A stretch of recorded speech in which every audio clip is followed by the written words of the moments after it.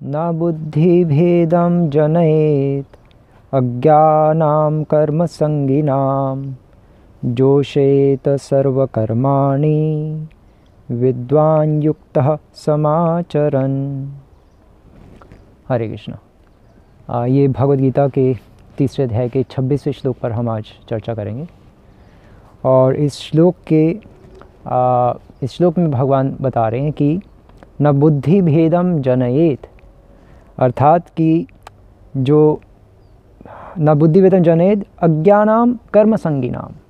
भगवान अर्जुन को क्लियरली कह रहे हैं, अर्जुन जो अज्ञानी लोग हैं, अज्ञानाम कर्म संगिनाम, जो कर्म के फल से आसक्त हो के कर्म करने में बिलीव करते हैं, ऐसे लोग सकाम कर्मी, जो सकाम कर्म योगी टाइप के लोग हो गए फॉर एग्ज़ाम्पल, तो ऐसे लोगों को हमें रोकना नहीं चाहिए कि ये भाई कर्म मत करो, तुम्हें कर्म ही नहीं करना आता। कोई फल की इच्छा से थोड़ा ना कर्म करते हैं। वर्क विदाउट अटैचमेंट, बिना फल की इच्छा के कर्म करो। उसको ऐसे कह के उसको काम करने से रोके ना, हमें ऐसे नहीं करना चाहिए अर्जुन।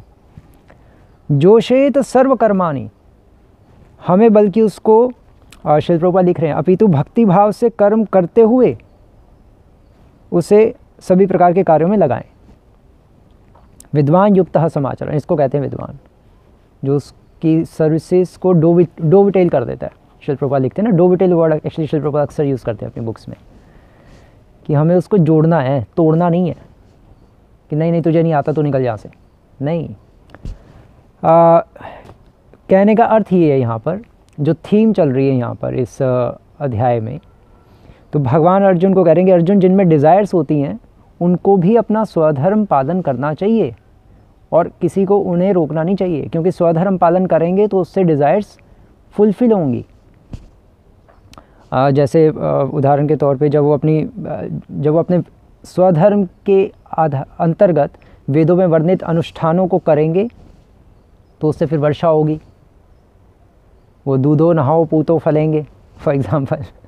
तो उससे फिर धीरे धीरे उनको वेदों पे विश्वास आएगा, वेदों पर श्रद्धा आएगी, और फिर वही वेद कहेंगे कि क्योंकि वेदों में वर्णित अनुष्ठान कर रहे हैं ना, तो उससे उनके जो डिज़ायर्स हैं वो फुलफिल होंगी, फिर वेदों पे श्रद्धा बढ़ेगी, और फिर वही वेद कहेंगे ईश्वरः परमः कृष्ण सच्चिदानंद विग्रह अनादिरादिर गोविंद सर्व कारण कारणम, कि परम ईश्वर कृष्ण है, केवल उनकी ही पूजा करनी चाहिए, डायरेक्ट उनकी पूजा करनी चाहिए, और कुछ करने की ज़रूरत नहीं है अपनी, और बिना किसी कामना के विष्णु की संतुष्टि के लिए कर्म करना चाहिए।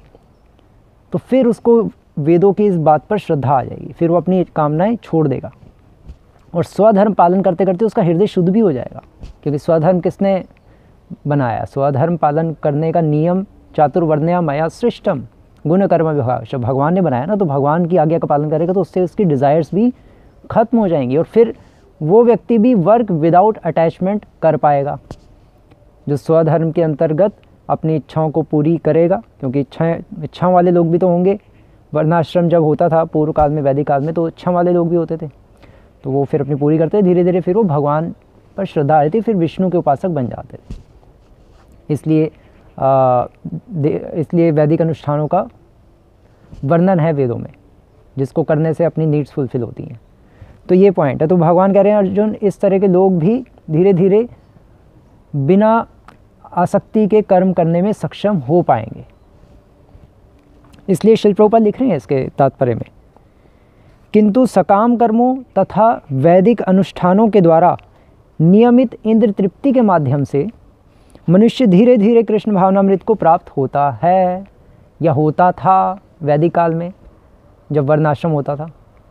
वो क्या करता था? वो किंतु सकाम कर्मों तथा वैदिक अनुष्ठानों के द्वारा नियमित इंद्रिय तृप्ति, रेगुलेटेड सेंस ग्रेटिफिकेशन करते थे, और वैदिक अनुष्ठान करके अपनी नीड्स फुलफिल करते थे, और कामना सहित कर्म करने के लिए तो बाध्य होते थे क्योंकि इच्छाएं ही हैं। तो ऐसे व्यक्ति फिर धीरे धीरे इंद्रिय तृप्ति के माध्यम से मनुष्य धीरे धीरे फिर, क्योंकि वेदों में श्रद्धा आ गई, फिर धीरे धीरे फिर वो भगवान कृष्ण का भक्त बन जाता था। ऐसे वैदिक काल में होता था। तो श्रील प्रभुपाद एक्चुअली इन श्लोकों के तात्पर्य में दोनों चीज़ें लेके चल रहे हैं। वर्णाश्रम के अंतर्गत भी क्या होता था वैदिक काल में, और आजकल क्या होना चाहिए वो भी बता रहे हैं। तो शिल प्रभुपाद लिख रहे हैं इसके बिल्कुल लास्ट लाइन में तात्पर्य की कि ऐसे भाग्यशाली व्यक्ति को वैदिक अनुष्ठान करने की आवश्यकता नहीं रहती। कैसे भाग्यशाली व्यक्ति को? जिसको जो कृष्ण भावना भावित हो गया हो या कृष्ण भावनामृत में आ गया हो, क्योंकि प्रत्यक्ष कृष्ण भावनामृत के द्वारा उसे वे सारे फल प्राप्त हो जाते हैं जो उसे अपने कर्तव्यों को पालन करने से होते हैं या होते थे। जो पूर्व काल में जो वर्णाश्रम के अंतर्गत जो वैदिक अनुष्ठान करने से जो उसके जो नीड्स फुलफिल होती थी, वो सब कुछ अब कृष्ण कॉन्शियस, अगर कृष्ण कॉन्शियस शिल प्रभुपाद लेके चल रहे हैं ना इन श्लोकों में, संकीर्तन यज्ञ, क्योंकि कलयुग में तो संकीर्तन यज्ञ ही है। तो संकीर्तन यज्ञ मतलब डिवोशनल एक्टिविटीज़, जितनी भी भक्ति क्रियाएं हैं सब संकीर्तन यज्ञ के अंतर्गत ही आती हैं। तो कृष्ण कॉन्शियस एक्टिविटीज़, जब हम कृष्ण कॉन्शियसनेस में आ गए, शिल प्रभुपाद लिख रहे हैं, तो हमें फिर हमें कुछ करने की ज़रूरत नहीं है। क्यों? क्योंकि कृष्ण कॉन्शियसनेस से सारी कर्म फल से आसक्तियाँ खत्म हो जाएंगी। हम वर्क विदाउट अटैचमेंट करने में सक्षम हो जाएंगे अगर हम डायरेक्ट कृष्ण कॉन्शियसनेस ले लेते हैं। तो फिर कोई स्वधर्म पालन करने की ज़रूरत नहीं है। लेकिन पॉइंट ये है, तो फिर शिल प्रभुपाद का जो 50% ड्रीम है वर्णाश्रम, फिर उसकी ज़रूरत ही क्या है? जब डायरेक्ट कृष्ण कॉन्शियसनेस एक्टिविटी से ही जब हृदय की सारी मैल खत्म हो जाएगी, तो फिर वर्णाश्रम की ज़रूरत क्या है? क्यों शिल प्रभुपाद 50% अपना ड्रीम कहते थे कि मेरा है वर्णाश्रम खोलना? इसलिए क्योंकि वर्णाश्रम हमारा कोई प्रोसेस नहीं है, हमारा कोई साधन नहीं है। वर्णाश्रम साधना नहीं होगी हमारा वर्णाश्रम धर्म। वर्णाश्रम अनुकूल है कृष्ण कॉन्शियसनेस करने के लिए, क्योंकि हम कृष्ण कॉन्शियसनेस में आ गए हैं, तब भी हमारी आसक्तियाँ ख़त्म कहाँ हो रही हैं? आसक्तियाँ तो वही हैं, मतलब थोड़ी बहुत कम हुई हैं। इसीलिए इस्कॉन में फॉल डाउन्स भी होते हैं, और शिल प्रभुपाद डिसाइपल्स भी कितने सारे फॉल डाउन्स हुए, पूर्ण रूप से शुद्ध नहीं हुए। क्यों नहीं हो पाए? क्योंकि आसक्तियाँ ख़त्म करनी बहुत मुश्किल हैं, इतना आसान नहीं है, हम देखते भी हैं। तो इसलिए आसक्तियाँ पूर्ण रूप से क्योंकि ख़त्म नहीं होती, क्योंकि हम बहुत पतित जीव हैं। इसलिए शिल प्रभुपाद ने कहा था वर्णाश्रम जरूरी है, क्योंकि वर्णाश्रम कोई हमारा प्रोसेस की तरह यूज़ नहीं करना। वर्णाश्रम ऐसे समझ लो जैसे फॉर एग्जांपल योगा के द्वारा अष्टांग योगी हिमालय पर्वत जो बैठे होते हैं वो अपनी आसक्तियाँ ख़त्म करते हैं, लेकिन हम उसी योगा प्रोसेस को लेके थोड़ा बहुत अपनी हेल्थ मेंटेन रखते हैं, क्योंकि हेल्थ मेंटेन रहेगी तो फिर कृष्ण कॉन्शियसनेस अच्छी तरह से हो पाएगी। मतलब हेल्थ, बॉडी हेल्थ अच्छी रहती है तो फिर स्पिरिचुअल हेल्थ भी अच्छी रहती है, भक्ति हम अच्छी तरह से कर पाते हैं ना। उसी तरह से वर्णाश्रम से हमारी मेंटल हेल्थ अच्छी रहती है। मेंटल हेल्थ अच्छी रहेगी तो फिर स्पिरिचुअल हेल्थ भी अच्छी हो जाएगी, हम कृष्ण कॉन्शियसनेस अच्छी तरह से कर पाएंगे। इसलिए वर्णाश्रम ज़रूरी है मेंटल हेल्थ को सेट रखने के लिए। मेंटली हमें हेल्दी रखती है। क्यों? क्योंकि अभी हमें पता ही नहीं कि हमारा स्वधर्म क्या है, और हम जो फॉर एग्जांपल ब्राह्मण प्रवृत्ति का है वो शूद्र बना हुआ नौकरी कर रहा है।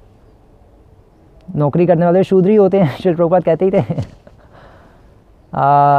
तो कोई भी अपने स्वधर्म के अकॉर्डिंग काम नहीं कर रहा। किसी को पता ही नहीं कि मुझे करना क्या है आइडियली, क्योंकि किसी को पता ही नहीं मैं ब्राह्मण हूँ, क्षत्रिय हूँ, वैश्य हूँ या शूद्र हूँ, किस प्रवृत्ति का हूँ ये पता ही नहीं।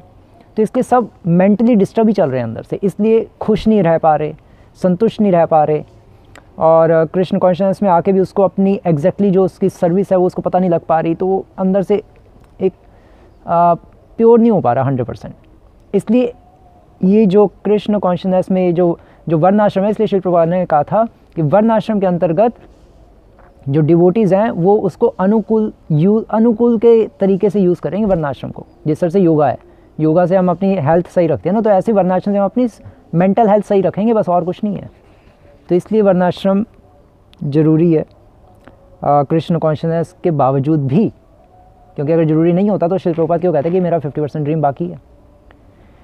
तो हमें अनुकूल के रूप में उसको यूज़ करना है, क्योंकि आसक्ति हमारी अभी ख़त्म नहीं हो रही पूर्ण रूप से, और इमीडिएटली ख़त्म नहीं होती आसक्तियाँ, टाइम लगता है। और जैसे योगा से, अष्टांग योग से आसक्तियाँ ख़त्म हो जाती हैं, लेकिन हम अष्टांग योग थोड़ा ना करते हैं।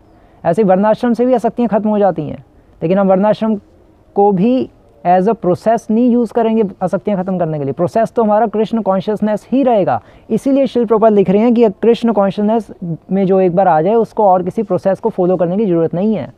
तो हम वर्णाश्रम को एज अ प्रोसेस फॉलो नहीं करने के लिए कह रहे शिल प्रभुपाद कहीं भी। वर्ण आश्रम तो केवल हमें अनुकूल के तौर पे यूज़ करना है बस, अपनी मेंटल हेल्थ सही रखने के लिए।